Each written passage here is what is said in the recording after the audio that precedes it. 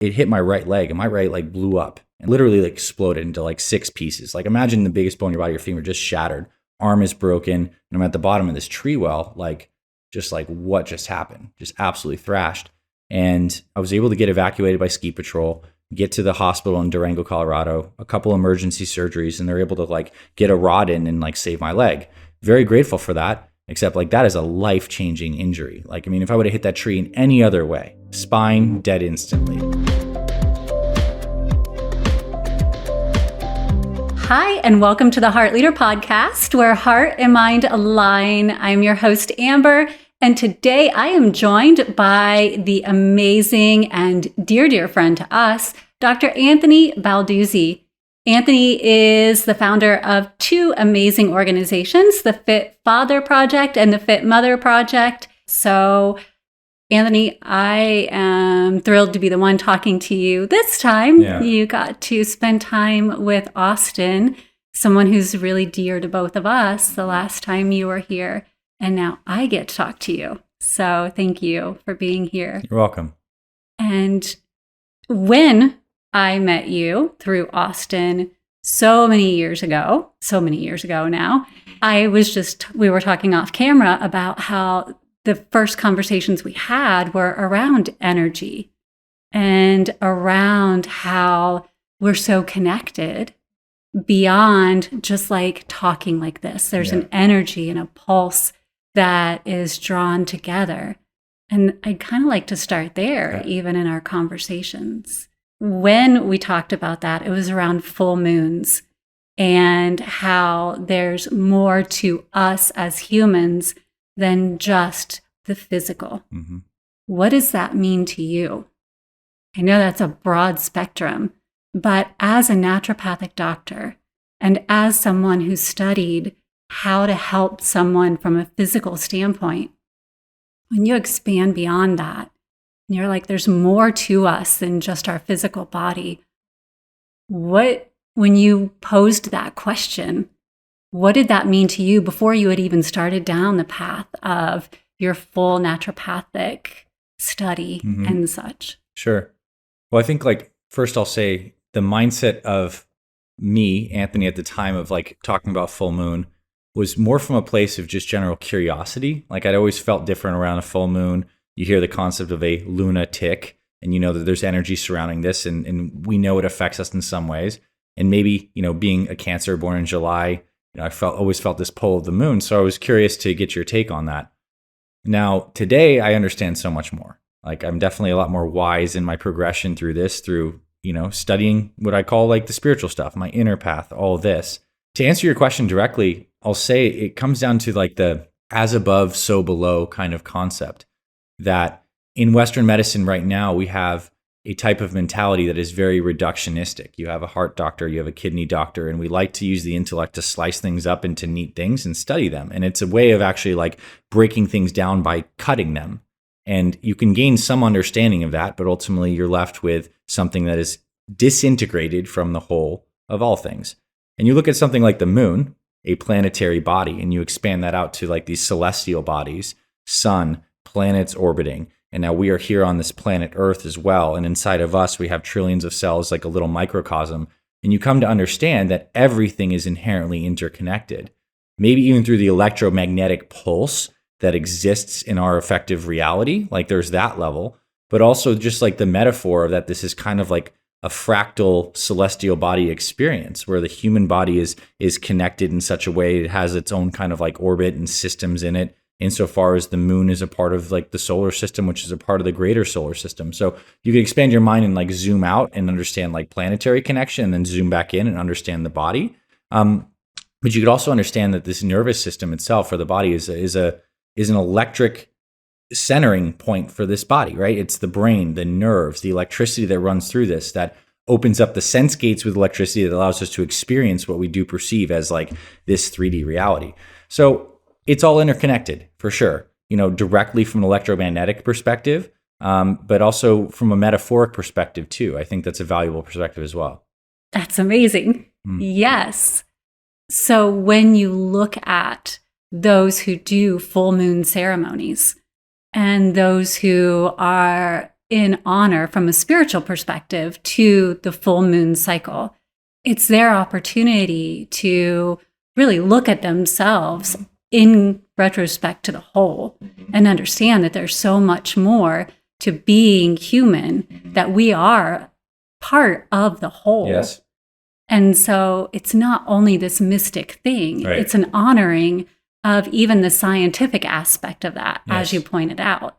And that allows you to go even deeper into, okay, so what are some of the ceremonial parts of spirituality that can tie into even the medical aspects or the scientific aspects, that they aren't on different poles. You talked about as above, so below. Well, there's also the law of polarity. And we always want to put things on opposite ends, but it's the continuum that's actually there. And so when we talk about that, it's like, okay, yes, we have science on one side that we say, and we have spirituality on the other, but actually they're not on opposite sides. It's coexistence. They just happen to look like they're on opposite sides. And when we look at things in a whole, as you just said, they blend together. Oh, for sure. And what you've just described is that blending of the two. So thank you. Yeah, we're really looking at like what is. Yes. Like what is. And science has its lens. Spiritual traditions have their lens. But I think it's important for in today's day and age, like if you asked 10 people off the street, which phase is the moon in right now? Like, where is it at? Probably 9 out of 10 people would have no idea, because we are drawn into something that is a very material and very disconnected existence today through cultural programming. And this is not everyone, it's just many people. And we feel disconnected from the cycles. But if we were to zoom back, insofar as we know stuff about human history and the timeline of what that may be, the most important thing for humans of the past was studying the stars and looking at where we're moving in this giant cosmic soup. We charted the stars, we navigated based off of them, and then the moon itself and just the mathematics surrounding how it moves around us. It's the sacred geometry of this planet effectively. So you can connect with that symbolically. You could connect with that directly energetically. I mean, just look at the draw that the moon has with this experience of gravity on the oceans. We are water as well. There's many ways you could perceive it, but I think the ceremonial aspect, insofar as it leads us back into connection to all of this and the cycles, very important.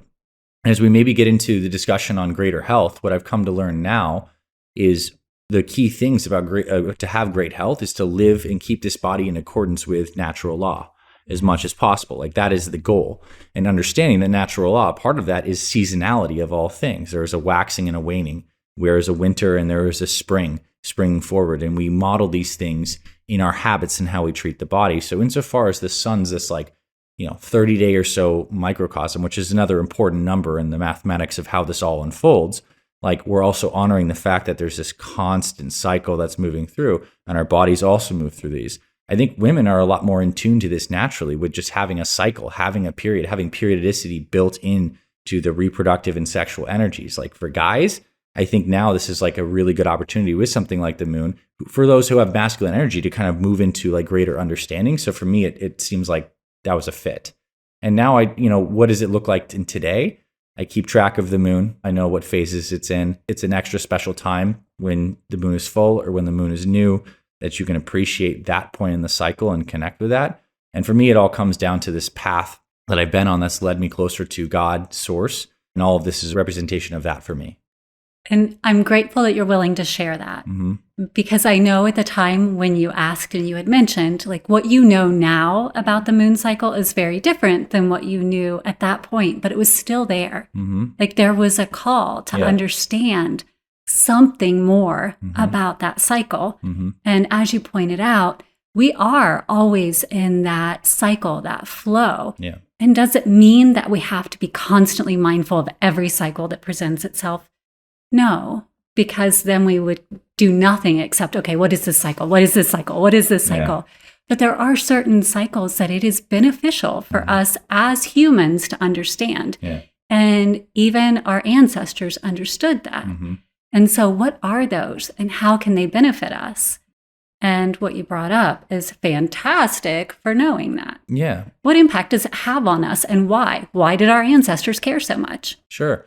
Well, I mean, I think it comes down to like, let's talk about natural law and what the body needs from the vantage point of health. Like, first and foremost, we know we need like inputs to energize the body in the form of like clean water, food that provides vitamins, nutrients, and calories.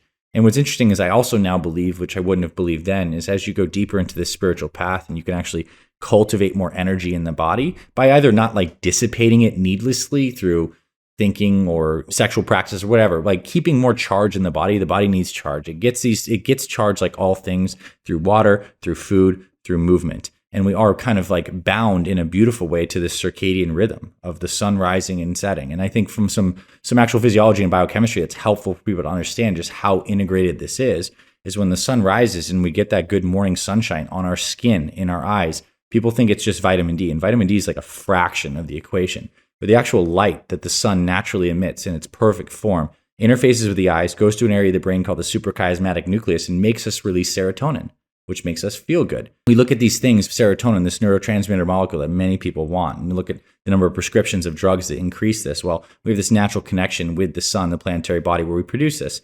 Later in the day, serotonin is converted in the pineal gland, this super important gland that humans have glorified for a long period of time, the gland of connection, this gland of like emission of like a psychedelic internal experience, a gateway into deeper understanding and knowing, represented oftentimes by this concept of a third eye. Well, that pineal gland takes serotonin, makes melatonin, which is super nourishing for us. It's very much like the yang and the yin consuming each other in this cycle every single day. And the sun is what does this. We are like a budding off the earth. Like this is a quote from Alan Watts effectively, but it's almost like the earth is a budding off of this beautiful sun that we have. And ultimately the earth peopled. Like people came from the earth. There was like, we're an emergence from this whole system. So when you understand this and you start to align your daily lifestyle with this, which may look like great hydration and remineralization in the morning, getting some morning sunshine, walking and breathing through the nose to get the sympathetic and parasympathetic nervous systems balanced, primarily parasympathetic for most people now, then nourishing yourself with foods where that's kind of a rabbit hole, because I think like the foods that are right are unique to each individual, as well as goals, as well as seasons. I know at the period of time in my life where I met you, I was eating different foods than I eat now, and that felt right. And it was good for me at the time. But now if I ate some of those same foods, I couldn't tolerate those by chance. So the body's always giving us almost like feedback on what types of inputs are actually resonant for us at certain times. And knowing too that those are moving dynamic targets. They're not always like static. It's not like always following this particular way eating is always right. So there's a learning that these bodies give us as we try to continue to navigate us towards natural law.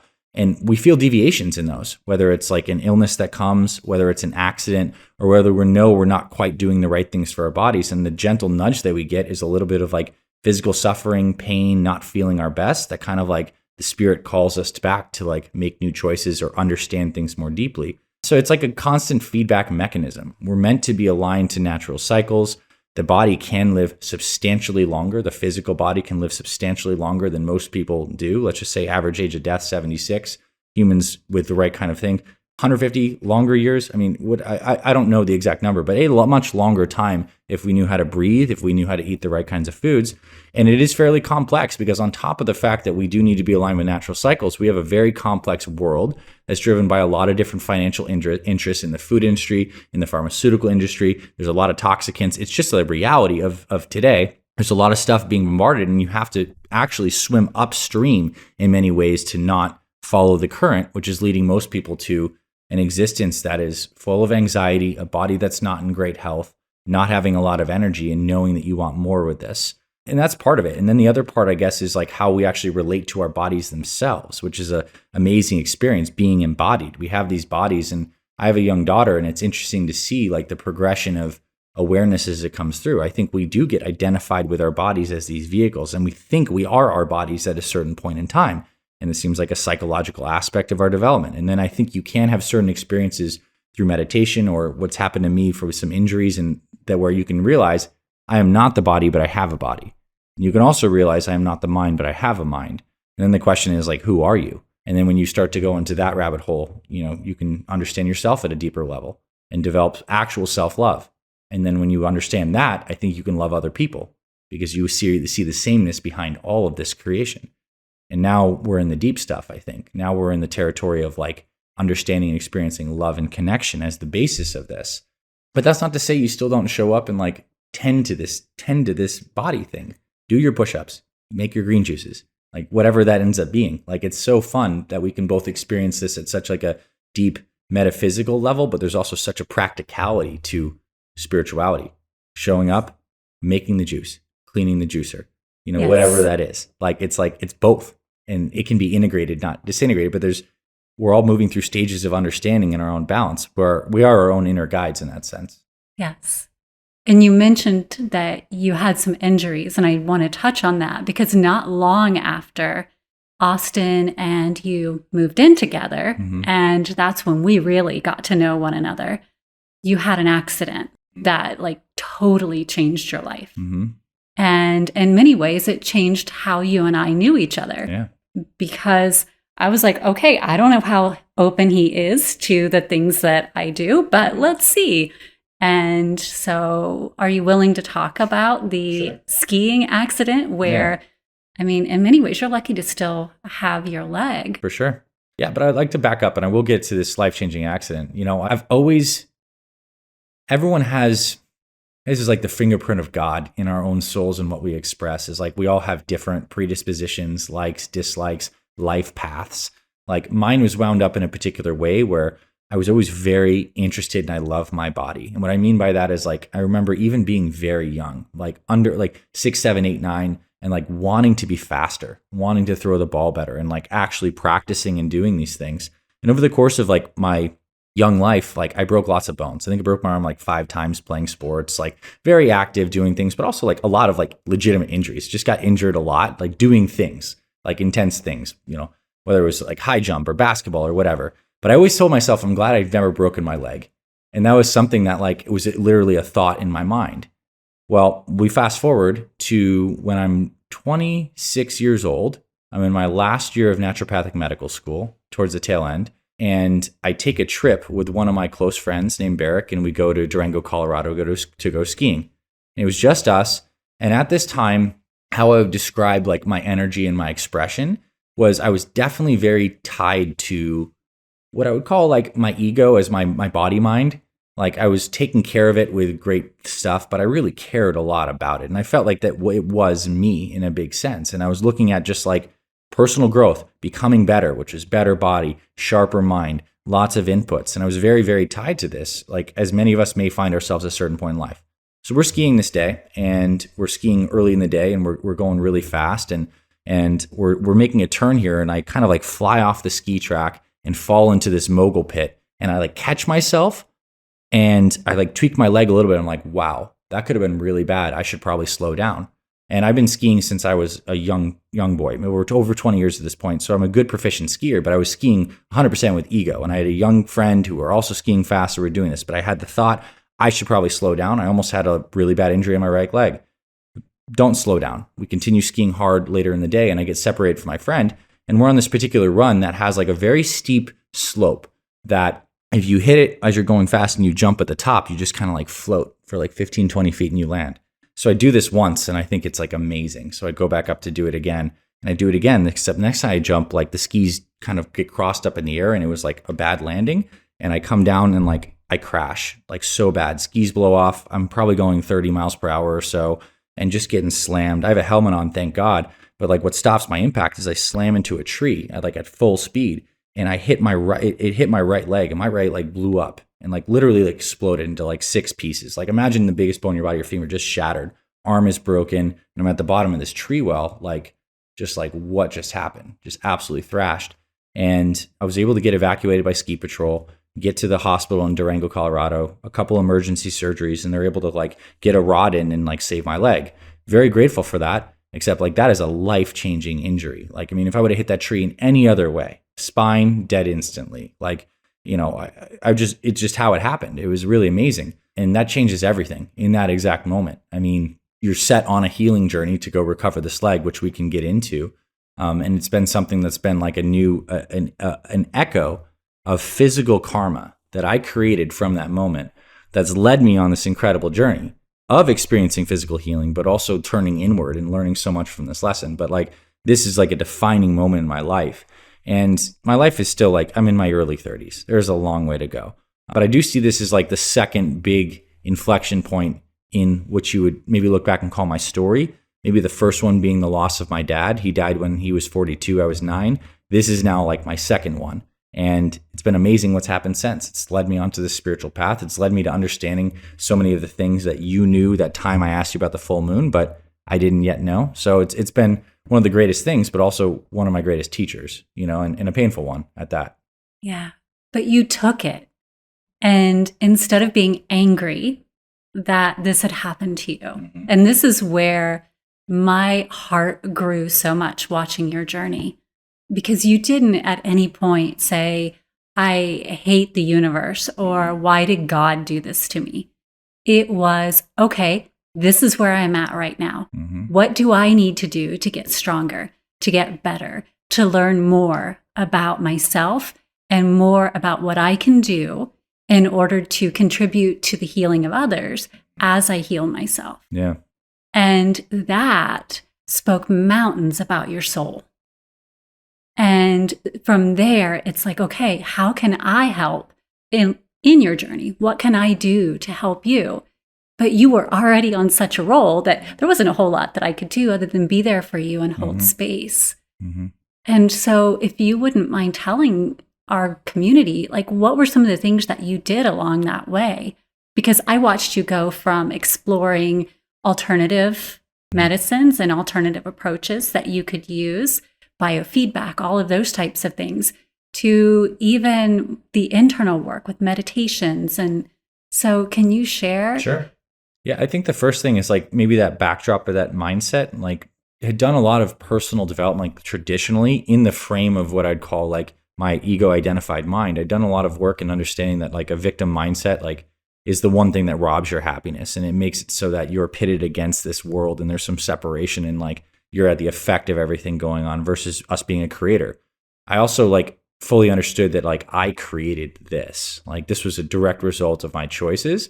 And I don't know if at the time in the beginning stages of the injury that I really reflected back and saw, oh my gosh, I had an intuition on this day. I didn't slow down. But like, I started to learn probably one of the greatest lessons, and it's kind of like loving what is. Because if you deny what is, you're denying like the exact experience of like this now moment. And you're creating like an artificial divide between what your lived experiences is and what you want things to be. And that gap is like unhappiness. And I think it's an interesting thing you learn in healing, because on a certain level, you'd want something to be better than it is.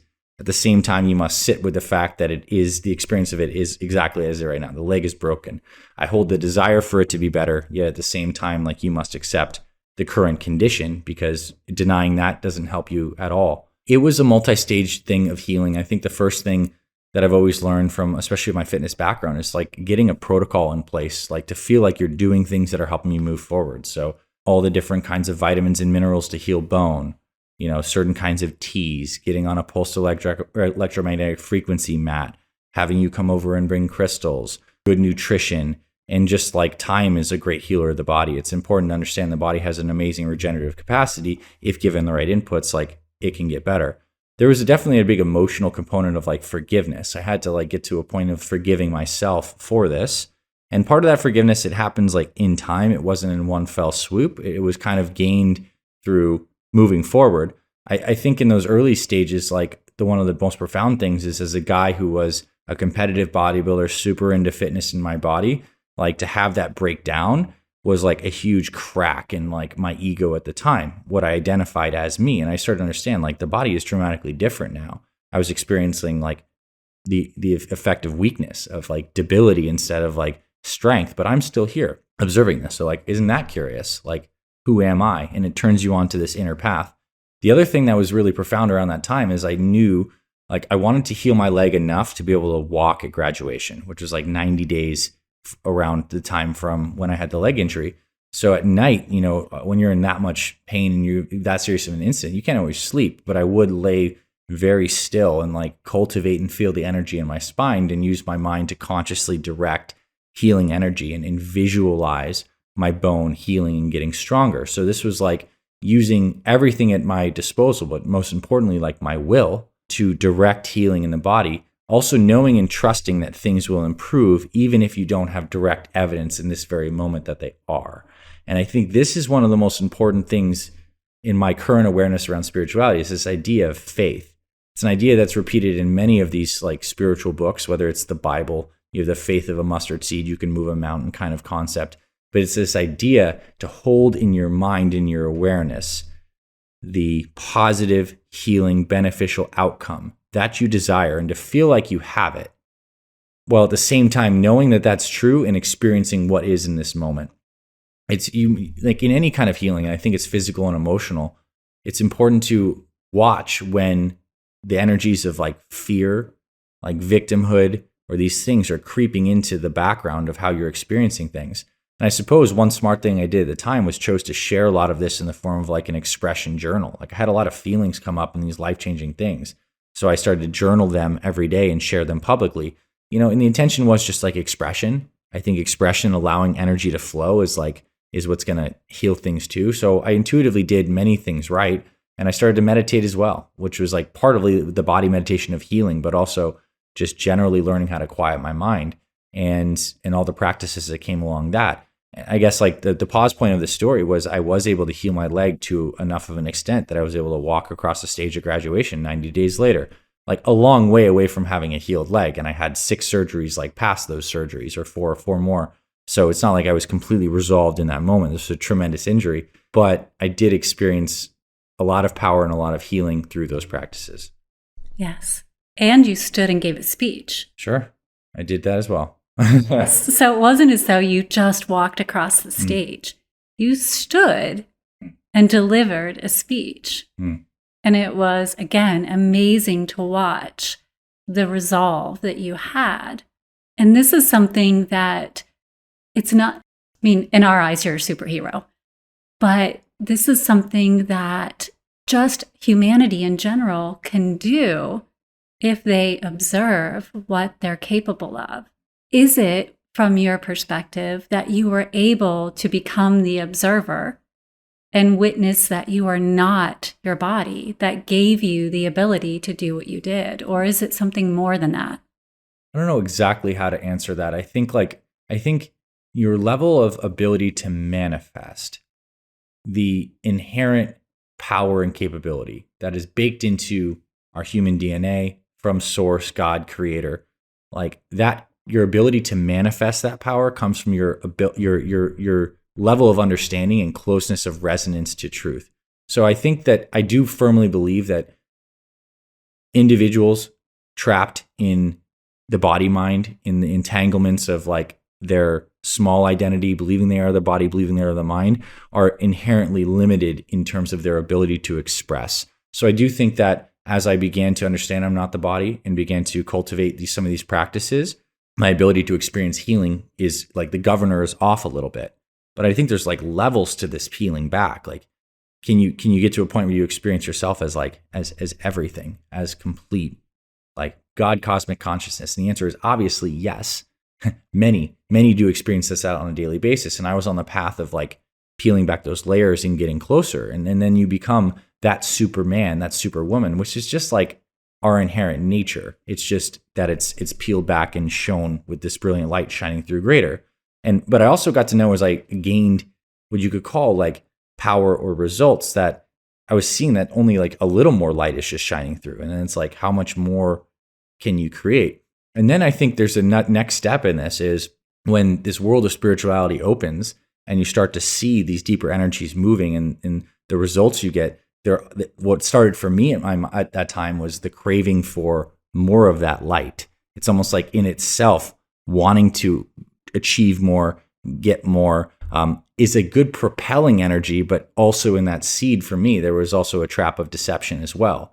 Like there's the desire to want to go down a path and explore this more and to have more and experience more. But the seed of that too was the idea that I was chasing some concept of enlightenment that I had, something that was, again, kind of like outside of myself, or something that was to be gained, or something that I lacked at present. And it's like, I love this quote from Alan Watts, famous spiritual philosopher, is you can bind yourself in chains of iron, or you can bind yourself in chains of gold. Either way, you're bound. And that resonated with me a lot at the time, because I found that reflecting on the past, I had bound myself in chains of iron, caring so much about how I looked, like how I interacted with women. Was I confident enough, like whatever the bodily things on. But then I found that this next phase, as I went deeper, I was binding myself with attachments to maybe some of these spiritual fruits that come. And I had not yet discovered like connection to God and source, but I was on the path to understanding myself at a deeper way. And I love this other quote. I don't know, it's attributed to one of the great yogis of the last 500 years, but it's like, I went searching for myself and all I found was God. And I went searching for God and I found myself. It's like, these are two paths. And I think that was like the next phase of my journey is, I guess the heart is truly, I guess you could say in your direct words, and it's appropriate to be on the Heart Leader podcast, there's a certain point where your energies become purified in the body and the spine, whether it's through pulling off the governors of thinking, but also treating the body right. You become energetic and magnetized enough that you're starting to operate not just from your mind, but from your heart. And the heart is like this resonating, like just like beacon of connection to everything. And I started to experience myself and feel what it feels like to have a heart, not just like lip service, but like have feeling of the centerness in the heart and connect that with the mind. And then things really opened up. So there's been distinct stages in this, all of this through the vehicle of the body. So grateful that we have bodies. So grateful that they also teach us the inherent lesson that this experience is finite, at least in terms of like these bodies, that there is the decay principle that's operating as well. And I think it's not to go on a super tangent, but I think we're in a really unique time of life right now where we're worshiping technology and scientists and trying to live forever. And like, that's an undercurrent of our current energies. And that's completely the opposite of what I've kind of discovered as true, with loving this decaying body, seeing it as a tool for my greater spiritual understanding, and like still treating my body great, but with like the grace, ease, and truth of understanding that like this body too shall pass. Goes back to the reverence of natural law, right? Yeah. It gives us an opportunity to be in witness of the cycles that are present and to honor that for what it is. And I love how you tied it to our bodies being very much like the universe as our own little mini universe here, right? Because when we recognize that, then we understand even in the universe, things are finite. And so therefore this too, as above, so below, right? The sun, all of these suns, these stars have their own life and death cycles. And it's, I have understanding, and now I'm into the phase of really loving like sacred geometry and math. And like, I could say convinced, I know that it's a lot like the sine wave. Like it's completely like things have upgrowth trajectory. They have the down, they cross through a neutral zero, and then they come back through. It's like the sine wave of vibration is the plus to the minus to the plus to the minus. And then there's this idea too, that when and that's polarity, that's duality, that's the experience of creation through these two reference points. But you can also experience, and I know this in my own direct experience, and this is echoed by so many, in the heart of like deep meditation and stillness, you can experience yourself like beyond the plus and the minus, as like the zero, as like the container of everything, as like the non-motion that allows the container of the motion. And how amazing is it to be human that we can like play in this duality, still create, be a householder and have a family and run a business, yet at the same time experience your infinite nature beyond the plus and the minus, but also love the plus and the minus because it's what is and it's what we're experiencing.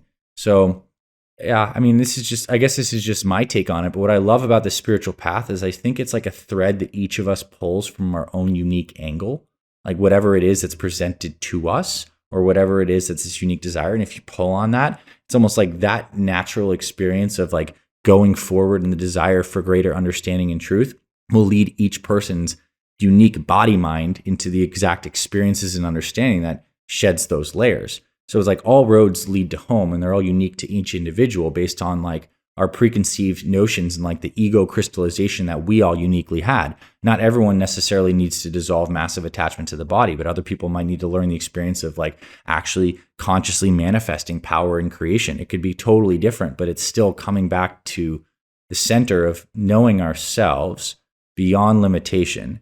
And also when we do that, I think that's the only way we can actually have true love for everyone else, because it must come from this deep basis of like knowing ourselves. You can look at what Jesus taught, like love thy neighbor as thyself. And like to a 3-year-old, like that could seem like a prescriptive thing. Like you should do this because it's a rule set to follow. But then you can almost see this as like a derived rule from universal understanding. And if that's what's so compelling, is I was able to now take a lot of this background that I received from Christianity on the basis of my own direct experience and be like, oh my gosh, like this is the law of love. Like this is like, it's seeing with the true eye and then interacting from that place.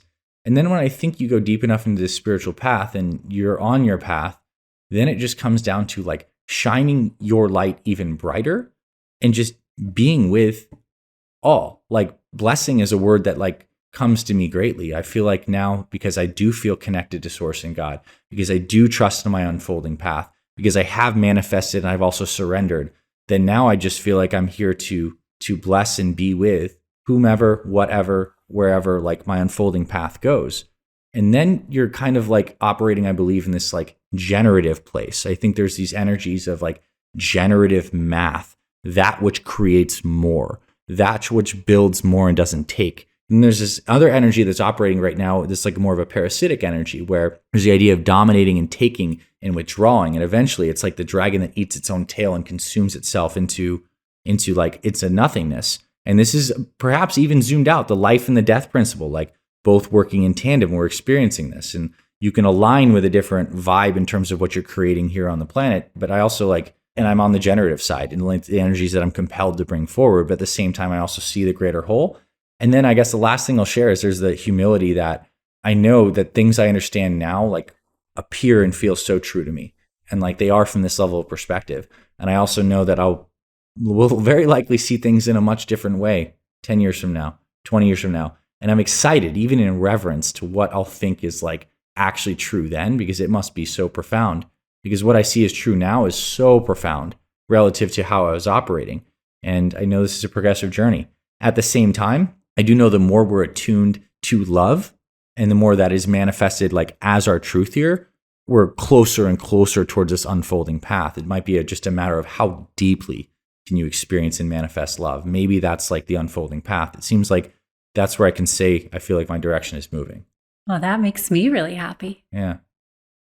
And the fact that knowing yourself authentically is what's guiding you ever more in that way. Because as you said, love thy neighbor as thyself.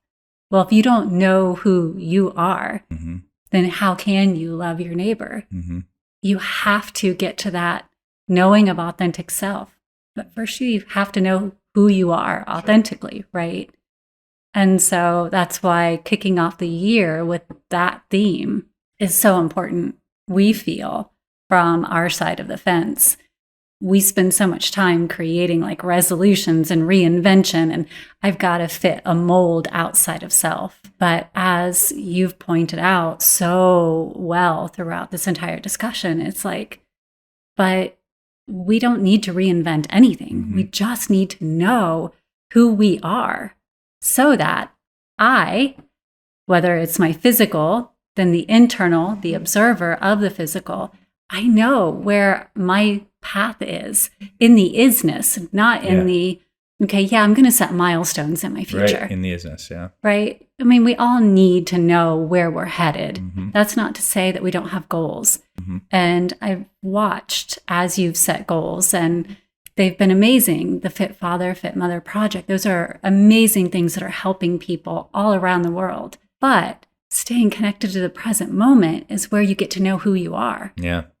Yeah. And then I think the vibe that appears true to me is you operate from more of like an unfolding, a feeling that something purposeful is unfolding as you, through you, instead of feeling like you have like a rigid vision or goal of what you can have an intuition for what it is and what you're creating. But then when we time constrain things into it is this on this date and this is what it looks like, you can operate from that place. It's just typically painful. It's just typically like there's always resistance because you're creating like this construct. And I think that's something that changed massively is my relationship to this idea of goal setting, especially around this time of year as I've gone on the spiritual path. It's a dance because there's value in all sides of this. And actually, I don't know if I'm allowed to ask you questions, but I would like to. Okay, I want to know your take on what authentic desire is and how that relates to the knowing of oneself. What is authentic desire? And like, how does that relate to our self-knowledge and unfoldment? So, authentic desire for me would be variable based on where you are in your life journey, right? As you said, what you know now and who you are in your isness is very different than who Anthony, the expression of Anthony, was when I first met you. So your authentic desire would be very different now than it would have been when I met you all those years ago. Yeah. So authentic desire is based on where we are. My authentic desire would be the fullest, most pure expression of love in every present moment that I can be, to be out of the ego way enough that I can be that full expression of love. And so that will always be my every present moment authentic desire. Right. It is a really beautiful answer, and that tracks with my life and experience. And the reason I ask that is because when we are identified as the body mind, I still think there's like, it's not like us, the isness or true nature of us is not there. It's just like clouded in an attachment and in a limited understanding of our nature. What I think is so cool is that I believe that each individual that's born at a particular time, location in the cosmic soup that winds them up with a particular family experiences, like, is going to express in the seed of that incarnation physical being some kind of like propelling desire. It could be one that is shrouded in a lot of pain, like abusive parents, terrible stuff, and this authentic desire to like escape. It could be an authentic desire that someone has to like pick up an instrument, and it just seems like it's the thing that's called to them that like brings them forward. It almost feels to me that partly is like whatever our authentic desire is at our stage of awareness is this thing that when we follow, it leads us onto this unfolding life experience that helps us understand ourselves on a deeper level.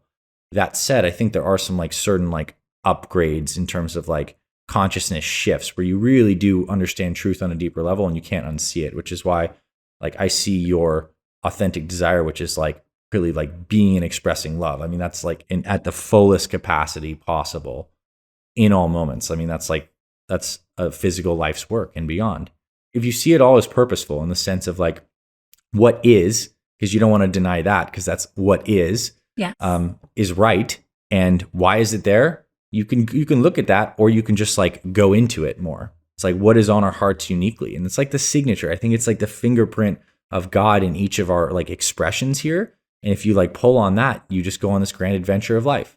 And then you learn things and you see things. Like when I look back, and I mean, maybe I'm just connecting dots, but like my deep love for like the physical body and strength that spurred out of seeing my dad die at an early age, that led me to this building up this body, which led me to so much experience to help and serve other people in the body dimension, which led me to the breakdown of this body and then the rebuilding. It's like, it's an amazing connected path, but it was all driven by authentic desire.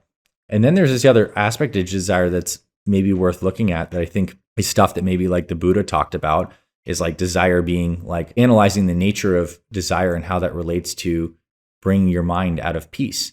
I think there's something, when I use the word authentic in particular, is because I think there's like habits of the mind that are like desirous of external things to fulfill some deep experience of wanting to feel connected, or it's desire for more, the greater revenue target in the business, the car, a partner that looks a certain way, like whatever that is, like that's different, I think, than what I'm describing as authentic desire, which seems like it's more driven by like this, like the soul's yearning to experience particular things. But then there's like desire that's like that which ensnares you into the material, and that too honestly seems to stop once you are more centered, understand, and like are able to observe the habits of the mind. How do you relate to that? I wholeheartedly agree. And when we look at ego desire versus soul desire, is how I really put them into categories. You know, an ego desire is going to consistently lead you to go outside of self. Yeah. Right. And then it's going to trap you in that box of, I'm not happy until. I'll be happy when I have that. And I'll be happy when I have that. Where a soul's desire is, I'm happy now because I'm in the isness of what I'm doing. Yeah. And it's just, the grander it expresses, the more it amplifies that inner bliss. Yeah. and that's all. But my happiness isn't contingent on something outside of me. For sure. Yeah. And like, so we'll talk about a culture right now that's set up in such a way that like we put on pedestals other people's like lives and stuff like this. It's like we'd think it was crazy if there was a lily flower that wanted to be a cactus. yes. Like, right? It wouldn't seem like it makes sense. Like the lily's the lily. And I think this is part of it is like we all have a unique wind up, predispositions, skill sets, times at which we were born. Like, man, the more you can like come into just love and acceptance of your unique scenario, like that's where the real treasure is. And like, but yet who we put on pedestals are a lot of like athletes, musicians, entrepreneurs. Like how many people want to be like a, whatever singer or Elon Musk? Like that's Elon Musk's path to be Elon Musk. Like we are here. So what is it for us to do? So I think it's the turning of awareness from the external into the internal is a huge aspect of the spiritual path. And maybe that's just where you start. And then to understand too, we know you and I both share a love for a lot of these ancient yogic texts. And like one of the books that like rocked my world was the Mandukya Upanishad. Like, and I checked that out and basically like premise summary, which it's certainly something you should watch a YouTube video on or read the whole thing, is to understand our awareness. Like I used to think of myself just as like Anthony is waking consciousness. I am here from the hours of 6 till 10 at night, and this is this. But the Mandukya Upanishad basically says you are the observer in the waking state, in the dreaming state, in the deep sleep state, in the state beyond that. What is the continuum? Like find yourself in that truth. And that brings you to isness. It brings you the experience of isness. And it also helps you see in certain sense the unreality of waking consciousness. Not to say it's like, and I mean this, it's almost like a step that I had to take when I was so materially oriented.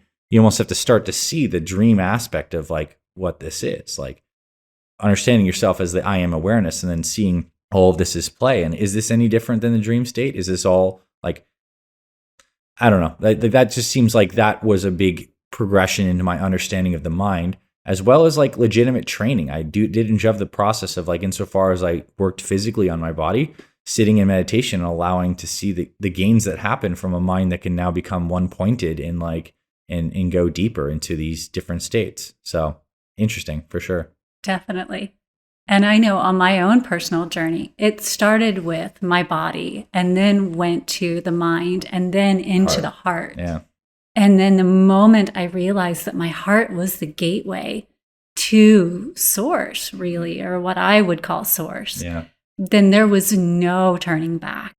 And it just continued to expand, because when you meet another soul who has connected to their heart in that way, then you feel the oneness, as you said, in human form. And you're like, oh, I am one with that person. Yeah. I feel them and I know they feel me. And then there's an amplification that happens, that magnetic toroidal field that we talk about. Suddenly the love just expands, and there is nothing like it that you can express in a physical form. It is an energetic that just, and what we would say in quantum sciences is now we have that quantum entanglement. Right. So no matter where we are, we're going to be able to communicate in some way. And for those who are capable, it could be telepathically. It could just be like, oh, I think of you and suddenly you text me. Intuition is something that builds massively on this path. And also like with as above, so below, it's so great. The toroidal field of like the body through this central axis of the nervous system that we understand as like the aura. The planet models this too through its poles and like the different energies that's there. Yes. And I'm actually really called in my upcoming chapters of Enfoldment into studying more of like the physics and the mathematics of this. It's been a desire that's like been placed on my heart, is on my heart. And I think it's amazing when we start to kind of like bring together what you talked about as disparate science with these spiritual understandings. But like it's the same thing, just measured in different ways. It's just that there are certain perspectives in material-based science that have paradigms that are not allowing them to see deeper truth. But there's also, we're living in a time where there are a ton of amazing scientists that are like bridging the gap and like bringing this discussion forward. And then also pegging like whatever data is necessary to explain it in a way to an intellectually dominated community. And it's exciting times, and I definitely want to play a role in that. And one more thing I'll say is I definitely used to, in my 20s, like almost like worship the intellect. Like, so see the intellect as such an important thing to sharpen and to be identified with. And then you come into this whole realm of like knowing instead of thinking, into intuitive understanding. It's like stuff beyond just the surface level of the mind.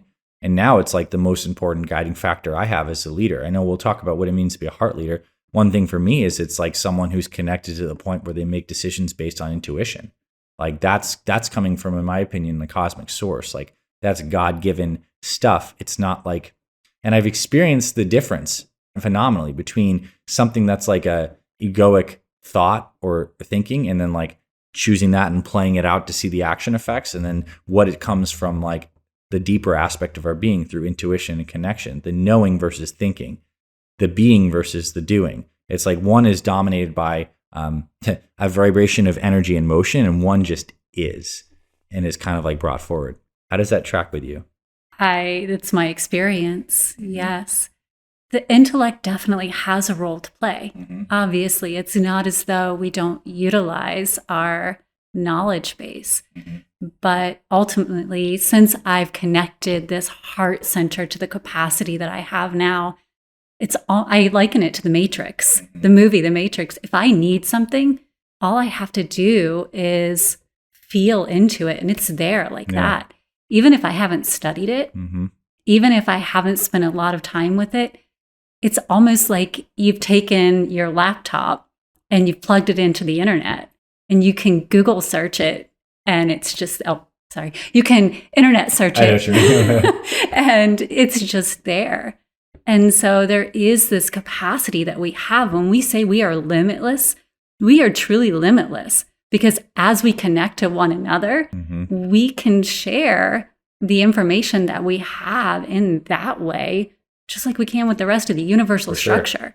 Yeah. And have you studied any of the morphogenic field stuff? Yeah. So basically, like they show certain, even compounds, like let's just talk like we have some kind of crystalline compound or some kind of compound in one lab somewhere that will spontaneously change into a new form, and now changes into that form in all other labs across the world. It's like this pattern process of what we experience as existence is moving towards greater levels of like pure organization, expressing intelligence in design.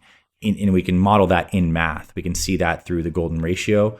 We can see that expressed in the body. It's the basis of our deeper understanding of the DNA as a liquid crystal that we haven't even really, I know there's a lot more to do in terms of understanding DNA for our next unfoldment chapter. But yeah, it's right. I mean, we're creating resonation through our toroidal energy fields that is accessible to all and additive. Like waveforms are either constructive or destructive. And I think that's like other things I would like to talk about, just because I think this is an amazing discussion, is like health as it relates to EMF into the future. And also maybe the fact that I also know from reading other things that these spiritual understandings can be used for the intent of creating more goodness, but they also are consciously used in some ways for the intent of like creating pain, suffering, and domination. It's like almost like we live in the matrix that has the set of natural laws that we can understand and harness, and these can be operated from the sense of love or the sense of fear, but they can still be created. I mean, you don't have to like go far to read, if you want to read books on like black magic and stuff like this and the different either rituals or energies, this is manifestation stuff. If you read in this, it just so happens to be honoring energies that are what I would call of a more destructive or dominating waveform. But this is the playground that we live in. And I think that understanding is far more important than many people realize in terms of what we see expressed on a more societal level. It's not just that there's people like you and me who understand this stuff spiritually. There's a lot of people that have understood this for a long period of time, and it's important. It's playing out. The good news, I think, is just like to be with your own inner being and shine that light forward and like hold what you want to experience and create, and that you have it, then to surround yourself in love with like-minded people to resonate that even greater and deeper. And like that is the propagating generative wave. And but I do believe we live in a time and day and age where it's important to maybe have these discussions on like what we define as good, what we define as evil. And yeah, I don't want to hijack this, but I'd be curious to hear some of your thoughts on that. I think we need to schedule another one of these podcasts to have that discussion. But I will say in the last few moments that we have together that fortunately, again, when we go back to scientific principles, we have the law of transmutation, right? Which is that higher frequencies will always transmute or bring up the lower frequencies when given the chance. And when we look at the energetic output of, say, the energy of the love, the frequency of love, it will always be higher than the output of the frequency of fear. So what we need to do as a collective society is choose a direction and emit that energy, and then we can transmute if we choose. But this is all choice, right? Yeah. And that's where we need to make our conscious evolution targeted toward. Yeah. Where do we desire to evolve? Even if it's neutrality, that's going to be better as a whole than living in fear and the darkness, as we're talking about. But we have to be willing to go into the darkness. Yeah, can't deny it. Perfect way to wrap up.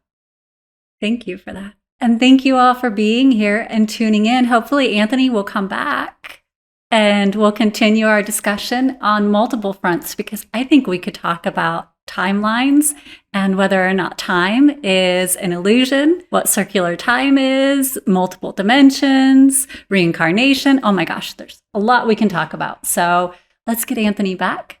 It sounds like I would love to. And hopefully we will get to see you again. We'll continue down this path of talking about authenticity next week. And don't forget, we have a free resource for you.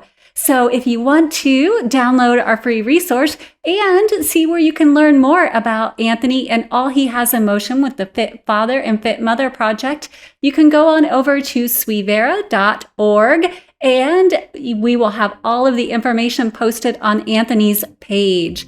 So until next time, I am your host, Amber, and I look forward to seeing you in the Swivera community.